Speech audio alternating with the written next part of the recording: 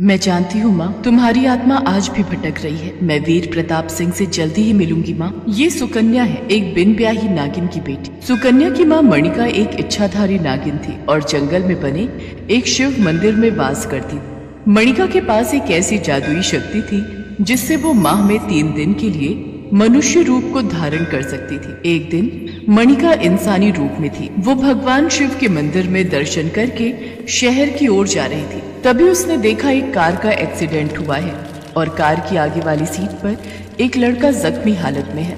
मणिका उस लड़के को गाड़ी से बाहर निकालती है और वहीं एक पेड़ के नीचे लिटाती है। मणिका अपनी शक्ति से लड़के की चोट को ठीक कर देती है।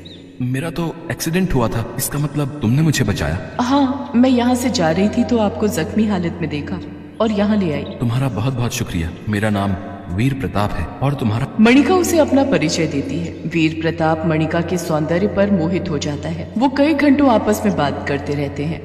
मणिका, तुम बहुत सुंदर हो। तुमने मेरे दिल में एक अलग जगह बना ली है। एक ही नजर में मुझे तुमसे प्यार हो गया है। मणिका, हाँ ये सच है। ऐसा न कहिए, आप मेरे बारे में कुछ नहीं जानते। मुझे कुछ नहीं जानना, मैं तुम्हारे बिना नहीं रह सकता मणिका। और फिर अगले 2 दिन तक लड़का मणिका के साथ ही रहा। तीसरे दिन मणिका चिंता में थी। अगले कुछ ही पलों में मैं फिर से नागिन बन जाऊंगी और वीर प्रताप तो मुझे सच्चे दिल से प्यार करते हैं। मुझे इन्हें ये सच्चाई बतानी ही होगी। मणिका वीर प्रताप को सच्चाई बताती है, जिसे सुनकर वीर प्रताप घबरा जाता है। ये तुम क्या कह रही हो? तुम एक नागिन हो? नहीं, ये सच नहीं है। ऐसा नहीं हो सकता। मैं एक नागिन से प्यार नहीं कर सकता। दूर हटो मेरे पास मत आना। ऐसा मत कहिए। पिछले 3 दिन मैं आपके साथ रही हूँ। मैंने आपको अपना सब कुछ माना है। मुझे ऐसे छोड़कर मत जाइए। वीर प्रताप ने मणिका की कोई बात नहीं सुनी और वो उसे छोड़कर चला गया। मणिका नागिन बन चुकी थी।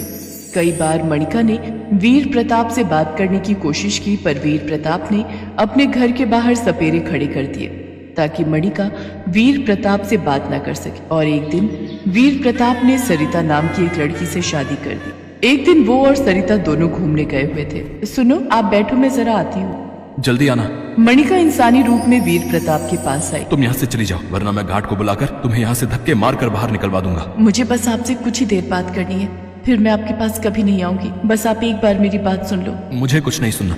अगर तुम अपनी जान बचाना चाहती हो तो यहाँ से तुरंत चली जाओ, वरना मैं गर्भवती हूँ। मैं बिन ब्याही माँ बनने वाली हूँ। ये आने वाला बच्चा मेरी और आपके प्यार की निशानी है। मैं चाहती हूँ इस बच्चे को आप अपना लेना। एक नागिन के बच्चे को मैं अपना नाम कभी नहीं दूंगा। ये तुम्हारा बच्चा है, इसे मारो या पैदा करो, ये तुम्हारे हाथ में है। बस वीर प्रताप, तुम अपने आप को समझते क्या हो? आज अगर मैंने तुमसे प्यार ना किया होता तो मैं तुम्हें यहीं डस लेती, पर मैंने तुमसे सच्चा प्यार किया है, इसलिए मैं तुम्हें कुछ नहीं कहूँ। तुम्हें वक्त बताएगा। अब मेरी जिंदगी का फैसला वक्त के हाथों में है। मैं जा रही हूँ वीर प्रताप, कभी न लौटने के लिए, पर एक न एक दिन तुम्हें अपनी भूल का एहसास जरूर होगा। मणिका एक बेटी को जन्म देती है, पर अब मणिका बीमार रहने लगी थी। वो मरते हुए अपनी बेटी को सारी सच्चाई बताती है। सुकन्या, मेरी बच्ची, अब तू बड़ी हो गई है। मेरे पास ज्यादा वक्त नहीं, इसलिए मैं तुझे तेरे पिता की सच्चाई बताना चाहती हूँ। कैसी सच्चाई माँ? सुकन्या, मेरी बच्ची, तूने भले ही मेरी कोख से जन्म लिया है, पर तेरे पिता एक मनुष्य है, इसलिए तू भी एक मनुष्य है। क्योंकि जिस समय तू मेरी कोख में आई उस समय मैं इंसानी रूप में थी, इसी कारण तुम में नागिन का कोई प्रभाव नहीं। मैं यही सच्चाई तुम्हारे पिता को बताना चाहती थी, पर उन्होंने मेरी बात नहीं सुनी।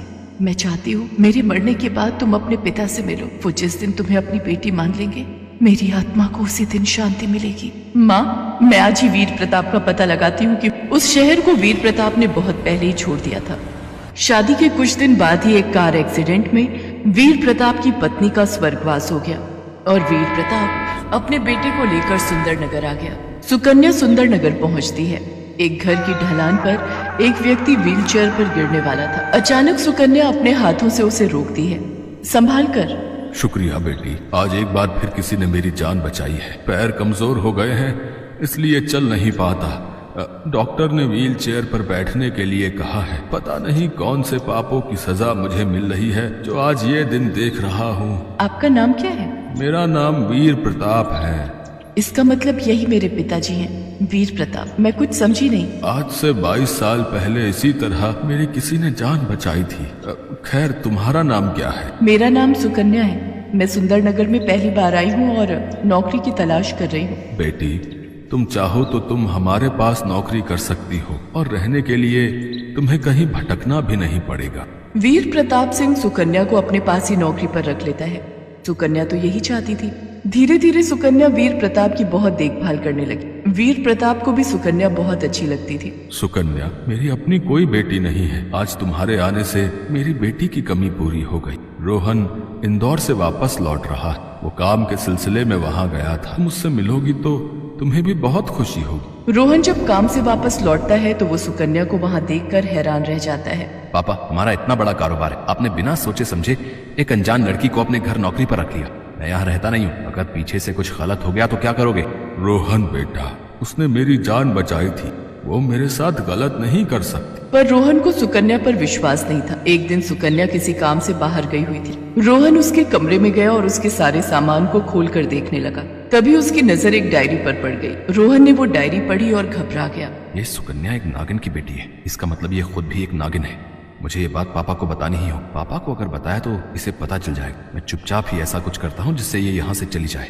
रोहन कुछ सपेरों को घर पर बुलाता है और सपेरे बीन बजाने लगते हैं। क्या बात है रोहन बेटा, तुमने इन सपेरों को क्यों बुलाया है? हमारे घर में तो कोई सांप नहीं है। पापा, हमारे घर में सांप है। ये सुकन्या एक नागिन है, ये नागिन की बेटी है। मैंने इसका झूठ पकड़ लिया है। मैंने इसकी डायरी पढ़ी है, उसमें लिखा है कि ये मणिका नाम की बिन ब्याही नागिन माँ की बेटी। न जाने किस गंदे इंसान का खून इसकी रगों में दौड़ रहा है। बस राहुल, बहुत बोल लिया। मेरे पिता गंदे इंसान नहीं है, मैं गंदा खून नहीं हूँ। मेरे माता पिता एक दूसरे से प्यार करते थे। हाँ, ये और बात है कि मेरे पिता मेरी माँ को धोखा देकर चले गए, पर मैं गंदे खून की पैदाइश नहीं हूँ और मैं नागिन नहीं हूँ, मैं इंसान हूँ। मेरे पिता एक इंसान है। सुकन्या बिलक बिलक कर रो पड़ती है। तभी वीर प्रताप अपनी व्हीलचेयर से चलता हुआ सुकन्या के पास आता है और उसके पैरों में गिर जाता है। मुझे माफ कर दे मेरी बच्ची, मुझसे बहुत बड़ी भूल हो गई। रोहन, जिसे तू गंदा खून कह रहा है वो तेरी बहन है, वो मेरी बेटी है, मेरी सुकन्या बेटी। मैं इसका पिता हूँ। इतना सुनते ही सुकन्या अपने पिता के गले लग जाती है। रोहन को सारी सच्चाई पता चल जाती है। तभी मणिका की आत्मा प्रकट होती है। सुकन्या, आज मेरी आत्मा को शांति मिली है। तू अपने पिता से मिली, मेरी बेटी को पिता का नाम मिल गया। तू अपने पिता और भाई के साथ हमेशा खुश रहना मेरी बच्ची। मेरा आशीर्वाद हमेशा तेरे साथ है। और उस दिन के बाद सुकन्या वीर प्रताप और रोहन की लाडली बन गई। उसे पिता और भाई का प्यार मिला। गौतम की शादी रश्मि के साथ हुई थी। आज उनकी फर्स्ट नाइट थी। फूलों से सजे बिस्तर पर बैठी रश्मि बहुत ही खूबसूरत लग रही थी। गौतम उसके पास गया और उसके बिस्तर पर बैठ गया और उसके हाथों को अपने हाथों में थाम लिया। गौतम ने जैसे ही ये किया, रश्मि ने अपना हाथ खींच लिया। गौतम ने फिर से उसका हाथ पकड़ा और उसे गले से लगाने की कोशिश की तो रश्मि अपना सिर नीचे झुकाकर बैठ गई। ओहो, शर्मा गई। लेकिन तुम्हारी इस अदा ने मुझे और भी दीवाना बना दिया रश्मि। चलो अब शर्माना छोड़ो और मेरी बाहों में आ जाओ और भूल जाओ सब कुछ। जी वो... अरे क्या हुआ? खुलकर बोलो जो बोलना है। गौतम के अनुरोध पर रश्मि ने जो कहा वो उसे बहुत अटपटा लगा। ये कैसी मन्नत मांगी है तुमने? सुहाग रात का इंतजार तो सबको होता है। जी होता तो है, लेकिन मैंने शादी के पहले ही आपकी लंबी उम्र और हम दोनों का प्रेम खूब बढ़े, इसके लिए ये मन्नत मांगी थी। और मन्नत मांगते वक्त ये कहा था कि शादी के 1 महीने बाद ही मैं अपने पति के साथ खुलकर प्रेम करूंगी। 1 महीने तक हम रहेंगे तो इसी कमरे में, लेकिन एक दूसरे को स्पर्श नहीं करेंगे। हाँ चलो, अब तुमने मन्नत मांगी है और वो भी मेरी लंबी उम्र और आपस के प्रेम के लिए, तो मैं तुम्हारी बात का मान रखूंगा। दोनों की शादी को 3 दिन हो गए थे। गौतम कैलेंडर में दिन ही गिन रहा था।